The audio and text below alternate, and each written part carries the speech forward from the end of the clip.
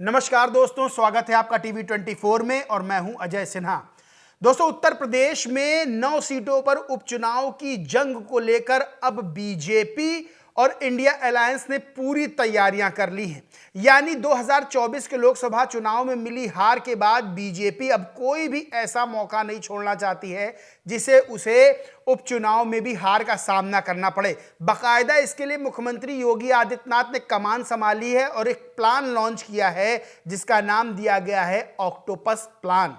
इस प्लान के तहत 8 बुलेट पॉइंट बनाए गए हैं। 8 चीजों पे फोकस किया गया है कि किसी भी तरह से 9 सीटें जो हैं उन पर जीत दर्ज की जाए।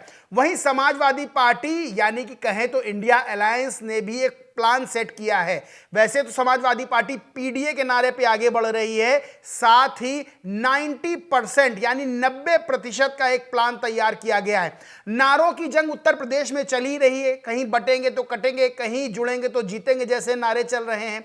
लेकिन इस बीच अब प्लान पर यानी सीरियस हो गई हैं सारे राजनीतिक पार्टियां और प्लान के तहत अब जीत दर्ज की जाएगी। और इसी के लिए बीजेपी ने या यूं कहें मुख्यमंत्री योगी आदित्यनाथ ने एक प्लान ऑक्टोपस प्लान उतारा है जमीन पर, जिसके तहत एक एक सीट पर 10-10 विधायकों को उतारा गया। यानी सोचिए कि भारतीय जनता पार्टी इस वक्त उपचुनाव को लेकर कितनी गंभीरता से आगे बढ़ रही है कि एक एक विधानसभा सीट पर उपचुनाव को लेकर 10-10 विधायकों की फौज को उतारा गया है। 8 पॉइंट्स क्या हैं ऑक्टोपस प्लान के वो मैं बताता हूं, लेकिन उसके बाद मैं बताऊंगा कि यहां पर समाजवादी पार्टी का भी क्या प्लान है बीजेपी को पटखनी देने का।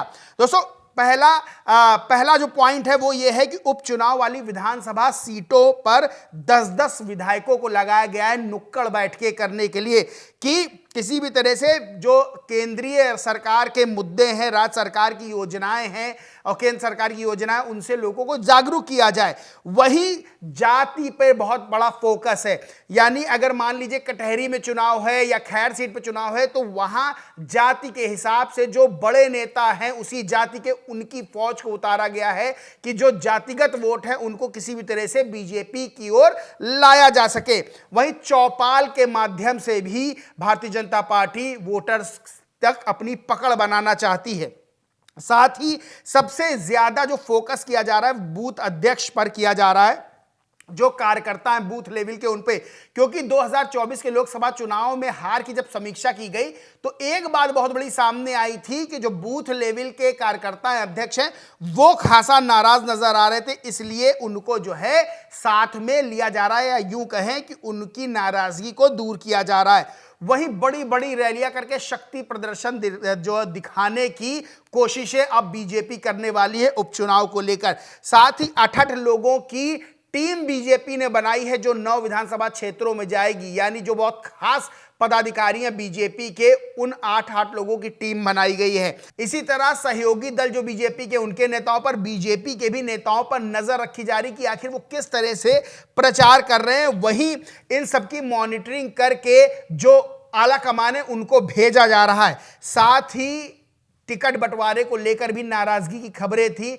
इसको लेकर बीजेपी ने एक प्लान बनाया है कि जो प्रत्याशी लड़ रहा है उसकी पूरी तरह से उसका जो है प्रचार किया जाए और जिनको टिकट नहीं मिला यानी जो नाराज चल रहे उनको प्रचार में आगे किया जाए, जिससे उनकी नाराजगी दूर हो, वो नाराज ना रहे, उनको लगे कि भाई हमको भी इंपॉर्टेंस दी जा रही है। देखिए, ऑक्टोपस प्लान के तहत बीजेपी 9 की 9 सीट जीतना चाहती है, लेकिन अखिलेश यादव और राहुल गांधी ने 90% का एक प्लान सामने वो लाए हैं। यानी सीधे तौर पर पीडीए, पिछड़ा दलित अल्पसंख्यक, अगर इनका वोट जोड़ेंगे तो लगभग 80 से 90% बनता है और इन्हीं पे फोकस है। और राहुल गांधी हर जगह जाति जनगणना की बात कर रहे हैं।